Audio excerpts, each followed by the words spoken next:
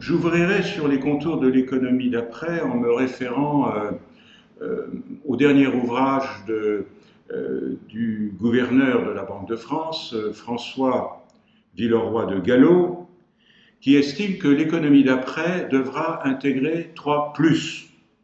Plus d'écologie, plus de numérique et plus de qualification.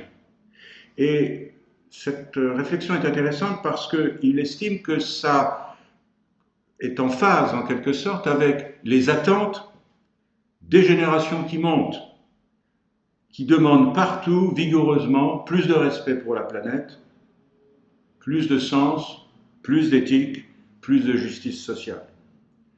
Et le gouverneur estime que c'est réjouissant parce que c'est conforme à nos valeurs européennes, et donc il avance un nouveau concept, en quelque sorte, enrichi d'économie sociale de marché et économie durable de marché, avec l'idée que nous devons cesser, nous Européens, de raser les murs.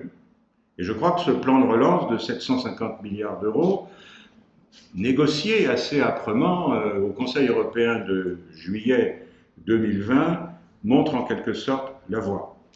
Vous savez qu'il est constitué d'un ensemble de prêts et de subventions en faveur des pays les plus affectés par la pandémie, qui sont capables de présenter un plan de réforme et d'investissement public. Les objectifs sont connus, l'emploi, la croissance, la résilience est un terme qui commence à s'installer dans le vocabulaire, mais aussi les transitions numériques et vertes.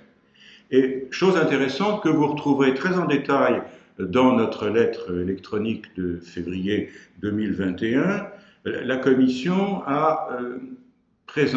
demande aux États d'inscrire dans leur plan de relance des initiatives phares dans 7 domaines.